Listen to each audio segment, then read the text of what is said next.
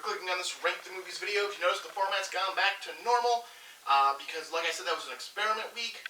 And, yeah, Nightmare on Elm Street is done. We've talked about it. I've said my piece. And now it's time to move on to another franchise. One I've been meaning to talk about for a while. I just never got into it. I just never set the video for it. I was going to do it during my Director's Month. I did, like, a year ago, 2 years ago. It was 2 years ago. I've been doing this for a while now. I was going to do it, but I felt like I covered most of this already in other videos. But now I decided, you know what, screw it, I'm just going to do it now. I'm going to cover it all right here, right now, for you on Rank the Movies. It's time to talk about Kevin Smith's View Askewniverse. That's right. I felt like I should have had, like, graphics or something. The View Askewniverse! I don't have graphics. I'm sorry. I don't have graphics. Of course, the first movie in the View Askewniverse is Clerks. This is... this thing was not set correctly for a Blu-ray.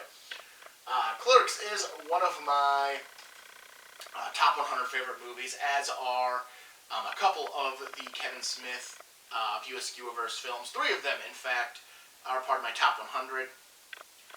I love Clerks. Clerks is a great movie. It is the story of Dante Hicks, who is a clerk at a convenience mart. I almost say gas station, but there aren't actual gas pumps. It's just a convenience mart. He is, you know, he's going in on his day off because the actual person who's supposed to work can't work, and his boss can't cover for him right away. So he's going out on his day off, which gives you the great line, "I'm not even supposed to be here today." Dante has his best friend Randall, who works at the video store next door, also owned by the same company as the Quick Stop. Not to be confused with the Quick Trip if you live in Wisconsin. And it's just about their misadventures. It's a black and white movie. It's got some great dialogue. I love Kevin Smith's dialogue in these movies. It is some good stuff. It is always an amazing thing to watch the dialogue of Kevin Smith, because it just flows so naturally and moves so nicely throughout the picture. But yeah, Dante, it's just their misadventures. It's basically sketches. It's one of those movies where there's no real plot, because it's just about these guys doing their daily work and getting into doing these other things. Like, they have a hockey game on the roof at one point. They go to a funeral at one point. It's about the characters, so it's about their journey through this day. And it's a lot of fun, and that's kind of what the View Askewniverse, a lot of the first 2 movies anyways, are a lot of that. There might be a plot, but it's primarily just we're journeying with these characters, because that brings us to the second View Askew movie, which is Mallrats. I love me some Mallrats. Also one of my top 100 favorite movies. This one takes place the day before Clerks. So, the funeral they go to in Clerks, that character is referenced to have died in Mallrats. So, it's not like the reference of, oh, well, they died at some point. It was, they died literally the day before Mallrats takes place, meaning the funeral meaning Mallrats actually happens before Clerks. The Mallrat is, T.S. Quint is going to propose to his girlfriend Brandy Svenning while they are away on vacation. Unfortunately, because of the dead girl who is going to participate in Brandy's father's game show, he is now a contestant short, and Brandy is going to fill in, which pisses T.S. off. They get into a fight and break up. He goes to visit his best friend Brody Bruce, who is a giant comic book and video game nerd, played by Jason Lee, who is just a great actor. Jason Lee, chef's kiss. Jason Lee has also broken up with his girlfriend, who's somehow, I remember all of these random names, but hers is just poof out of my brain. He broke up with his girlfriend as well because, well, she doesn't like the fact that he spends all of his time reading comic books, playing video games, and doesn't really pay attention to her. Also the fact that he's never told his mother that he's dating her. So she has to sneak in through a window, and sneak out through same said window, which is not like, it is one of those, like, basement windows. So yeah, it's not something even skinny people want to crawl in and out of. they decide to, since they both have recently broken up, in fact, Brody was given a letter by his girlfriend explaining all of the reasons why she's breaking up with him, which he framed, which I think is hilarious. I hope one day a girl breaks up with me and gives me a framed letter saying why I suck. Or gives me a letter that says why I suck so I can frame it. I probably would. Just because there's a Mallrats reference. No one will ever get it, but I'll get it. And that's what's important. They end up going to the mall, hence Mallrats. They don't have any shopping agenda. They're not going there to buy anything. They're just going there to hang out and kill time. There they meet Jay and Silent Bob, who are also in Clerks. They're in all of these movies, including the ones where their names are in the title, which is 3 of them. They find out Brandy's dad's game show is being held at the mall, and they decide to hire Jay and Silent Bob to ruin it, to wreck the set. Which Jay and Silent Bob were going to do anyways, so it all works out. And from there on, like, the plot is these 2 guys trying to reconcile with their girlfriends. But again, it just plays out in a series of various, like, Jay and Silent Bob trying to destroy the stage, failing. You meet Ben Affleck, who plays the manager of a store called Fashionable Male, who likes to have sex with women in a very uncomfortable position. Hi-oo! And not the back of a Volkswagen Beetle. It's a line from the movie. That's repeated. That's a repeated joke. And he is now trying to do that to Brody's ex-girlfriend. T.S. is still mourning the loss of his girlfriend and that relationship, and is trying to figure out how to win her back. And it all comes to an end at the actual game show telecast, as Jay takes out 2 of the contestants, leaving not Dante. Wow, I was a step ahead of myself here. Leaving Brody, T.S., and I don't remember the character's first name. I just remember his last name is Hicks, and he is somehow related to Dante from Clerks as the contestants. Brandy begins asking them questions.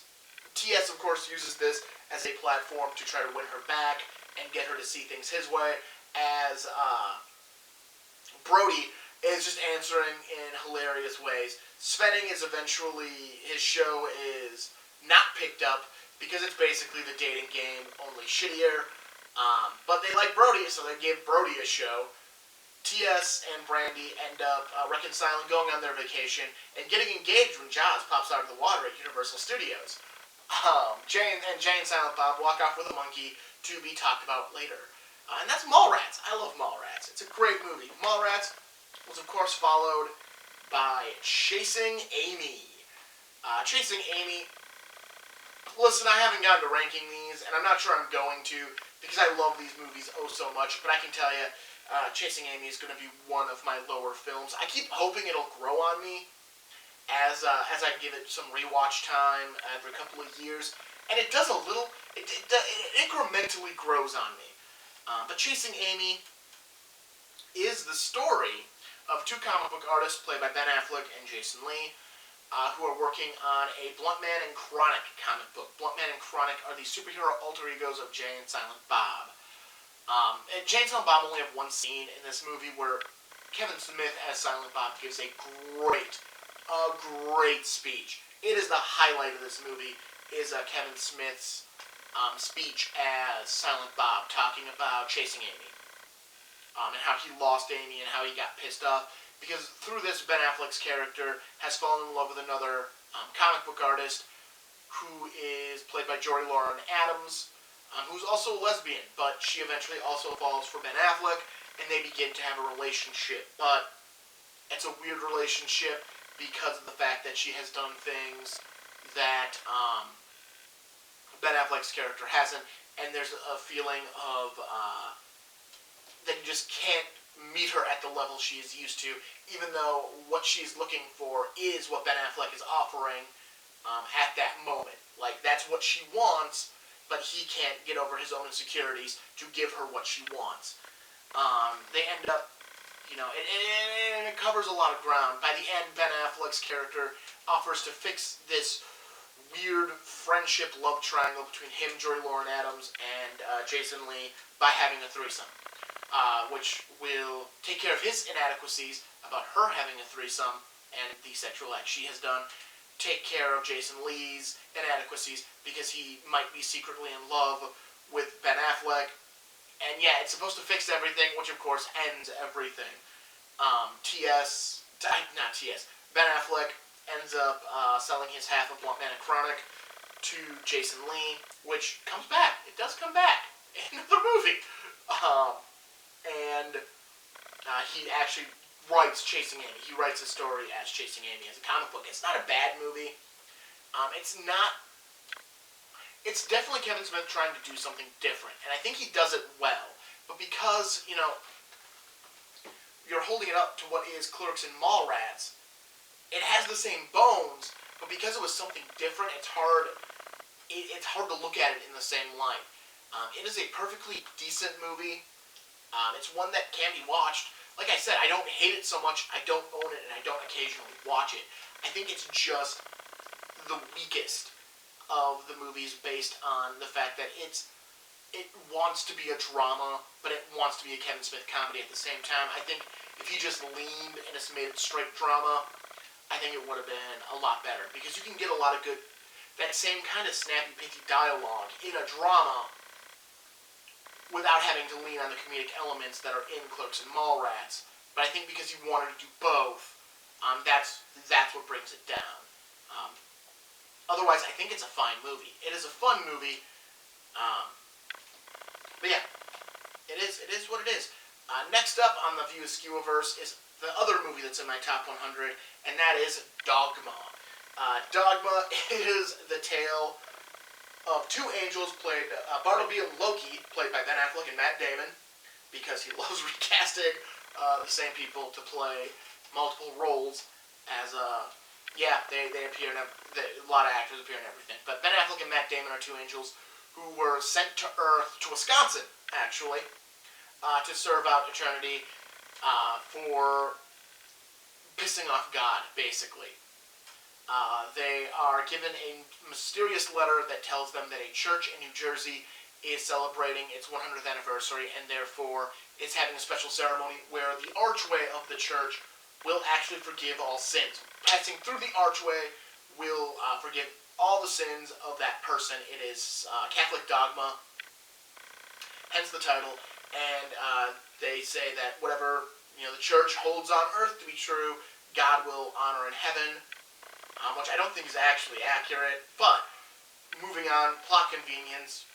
So they're going to travel to New Jersey, walk through the archway, and then die so they can get into heaven. They won't be angels anymore because they'll have to lose their wings to become human, but they'll at least they'll be in heaven. You then find out that this cannot be allowed as the... I just had it. I just had the character's name in my head. Alan Rickman, it's going to bother me for a while. But anyways, Alan Rickman goes to find the last scion, who is the descendant of Christ. Because obviously, Mary and Joseph had other children. It is mentioned in the Bible. Jesus had siblings. So the last scion is the descendant of one of those siblings, because Jesus not only is God, but is Mary. Therefore, the descendancy line would continue with Mary's other children. So he goes to find the last scion to stop them, because God is incapacitated. God has been incapacitated in New Jersey while playing skee-ball, and cannot stop the angels. God cannot stop the angels, because God is trapped in a human form in New Jersey on a respirator. So they travel. So she is told she's going to meet two prophets, and she does, in the form of Jay and Silent Bob. She's also joined by Chris Rock, who is the 13th disciple, who is never written about in the Bible because he is black, which is it's funny lines. I mean, it's not in any way accurate, because most of the people in the Bible would have been of darker skin anyways. But it's just a fun bit that, it's just Chris Rock doing Chris Rock. Jokes, and again, it's fun. It's not biblically accurate, but it's fun. And they are traveling to stop the Angels. You learn that Jason Lee is playing a demon in this movie who actually is the one who sent the letter and is attempting to undo it. Because it said if Bartleby and Loki walk through the archway, their sins are forgiven, and if they die, they undo God's commandment. Because God's commandment was that they are to be banished from heaven forever, that they may never set in foot of heaven, and when existence ends, basically, they'll sit outside the gates for all of eternity. So this will undo one of God's edicts, and therefore can undo the entire world. Undo all of existence, basically. Which the demon wants, Azrael, because Azrael hates being a demon. He did not choose a side during Satan's rebellion against God, and therefore, because he didn't choose a side to fight for, he was damned with everyone who fought for Satan. Because if you're not back in the winning horse, technically you don't get the ability to be part of the winning team after the fact. So he is sent to hell, and he'd rather undo existence than spend another day in hell. Basically, he doesn't want to exist. He has better options. And it's a road trip movie as they're moving from where they start in Illinois. Yeah, they're in Illinois because Jay and Silent Bob went to Shermer in Illinois, which there is not one, because they wanted to sell weed to the characters from John Hughes movies. Oh, I love Jay and Silent Bob. Which, of course, they find out there is no Shermer in Illinois. So they're traveling from Illinois to New Jersey, and they also meet along the way Selma Hayek, who is a muse, who basically inspires people to write great works of art, great literature, great movies. She's a muse. And, it ends the way you expect, with God eventually being shown to be Alanis Morissette, and the Angels are stopped. It's a great movie. I love Dogma, and clearly, much like Mallrats, I can go on and on about this movie, because I really do like it. I think Clerks is a great movie, but it doesn't have that many bones to it, where Mallrats and Dogma have a lot of bones to them. So there's a lot to talk about, and there's a lot going on, and it's a lot of fun to sit down and watch these movies.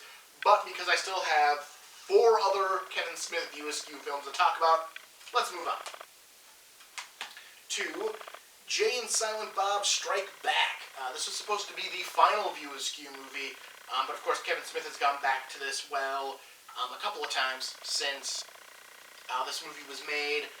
It takes place after Dogma. Dogma itself, it does take place after Chasing Amy, like weeks after Chasing Amy, just because there's a comic book, which I don't have anymore, I wish I still did, called Chasing Dogma, which is the story of how they got from Chasing Amy, which is them catching a bus, to go to Illinois, to Dogma, which is them in Illinois.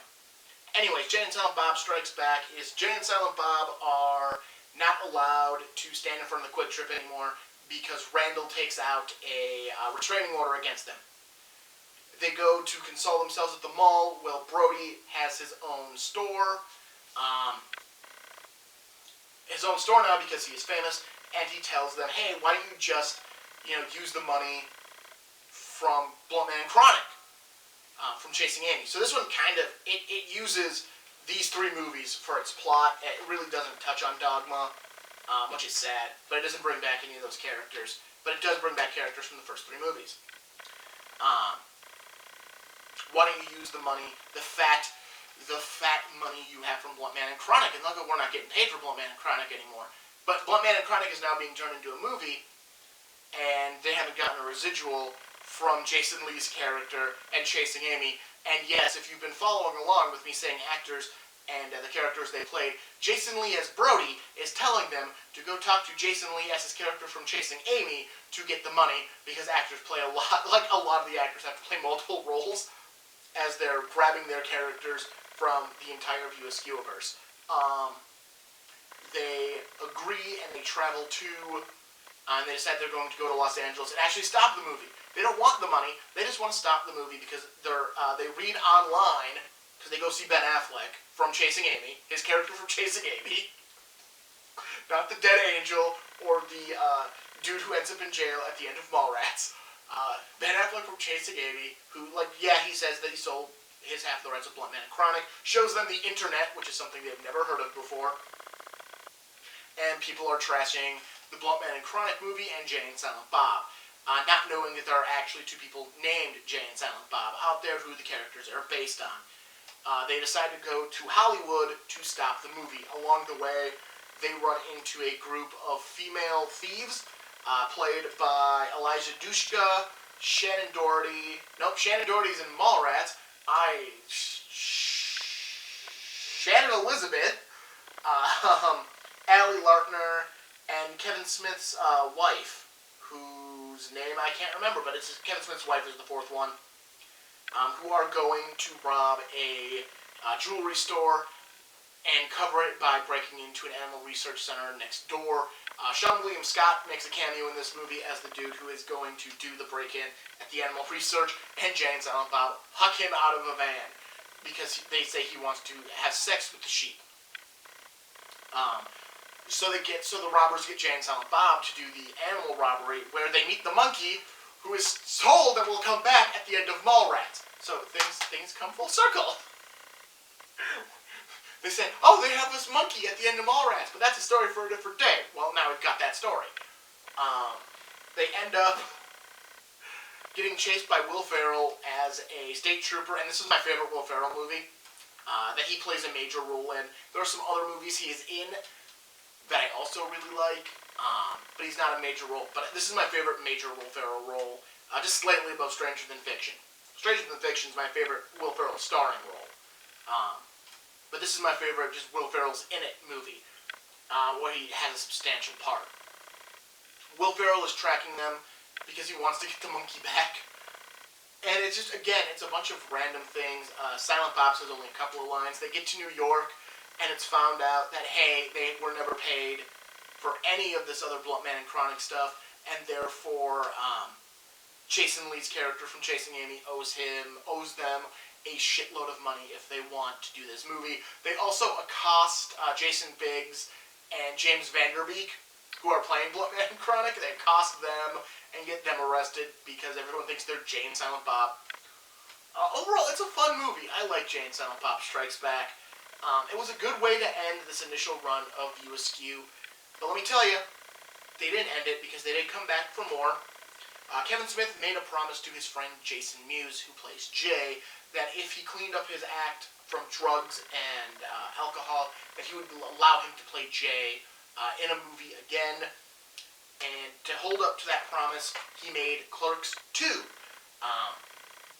Clerks 2 is about Dante and Randall, who are still working at the Quick Stop, which burns down because Randall leaves a burner on, and they have to find a new job, so they pick up a job at a fast food restaurant called Movies, which is also referenced in Dogma and Jay and Silent Bob Strike Back. They get a job at Movies working, and you find out that Dante is now going to get married to his fiancée, played by Jennifer Swashbaum Smith, who is Kevin Smith's wife, whose name just popped into my head as I was saying it, but I couldn't remember it. She's the fourth jewel thief in Jay and Silent Bob Strikes Back. Yes! He is going to marry her, but he's also cheated on her with his manager, played by Rosario Dawson. So it's his last day at work, and it's dealing with his feelings for Rosario Dawson, his feelings for Jennifer Schwartzbaum Smith, his own inadequacies as a man, and what he really wants to do, and what Randall really wants to do. It's a pretty touching story. Much like Clerks, it's got a lot of great moments in it. It's not heavy on the story, which is fine. I don't think it needed to be, because it is still a really fun movie, and it moves really well, and I love Clerks too. It is a great movie. Like I said, the View Askew films are very well done movies. Like I said, Chasing Amy, I think it's because he just should have went one way or the other. It's the thing that makes that one less, but Clerks 2 is a great movie. Check out Clerks, check out Clerks 2, check them all out. So after Clerks 2 came out, one View Askew movie was made that's not actually directed by Kevin Smith. And that's the next one in the list. And it's also the only animated movie as it is Jay and Silent Bob's super groovy cartoon movie. Basically, it's just an animated version of some of the Blunt Man and Chronic comics that were released earlier in the Jay and Silent Bob run, sometime after Chasing Amy. It's just basically an animated version of those with Jason Mewes doing the voice of Jay. I'm not even sure if Blunt Man, which was Silent Bob, actually says anything in the entire movie.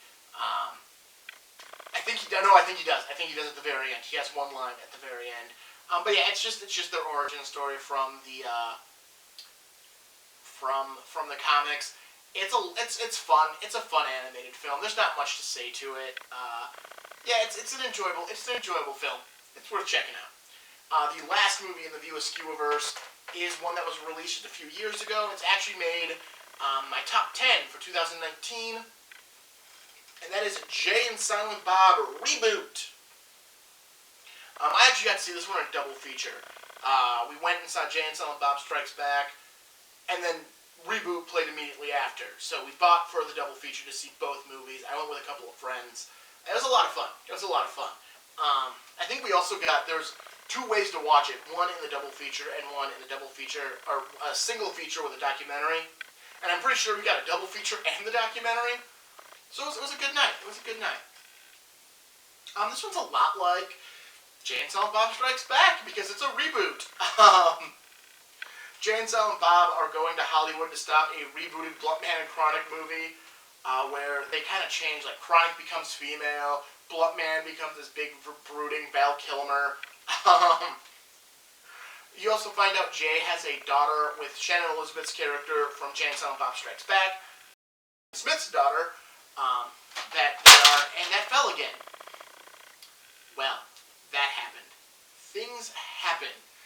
But yeah, they find out that Jay has a daughter, so it ends up being a road trip movie. Again, it's more of the vignette style, where it's just little bits of humor. It's not a full, massive, moving forward plot. It brings back, again, much like Jay and Silent Bob Strikes Back, a lot of the characters. Ben Affleck and Kevin Smith had a falling out at one point, but Ben Affleck is in this movie reprising his role from Chasing Amy, which is just a lot of fun. It's just a lot of fun that he came back and that those two reconciled and did scenes for this movie. It's a great movie. It's a fun movie. Not a lot to say about it. It's the newest one, so I haven't watched it as much as, say, the rest of the View Askewniverse. But it's a fun movie. Like I said, it's hard to rank these from my favorite to my least favorite. And I don't think I want to. I think I'm not going to rank these. I just wanted to talk about them. So hopefully, people who have never seen the View Askewniverse will go back and rewatch it and check it out. So, yeah. That's what I'm talking about this week. Next week, we move on to another franchise. It'll be a lot of fun. Click back and check it out to see what franchise it'll be. I'm Martin Prigos. This is Rank the Movies. Don't forget to like, comment, and subscribe so you don't miss any content from Rank the Movies. Alright, I will talk to you later. Have a good one.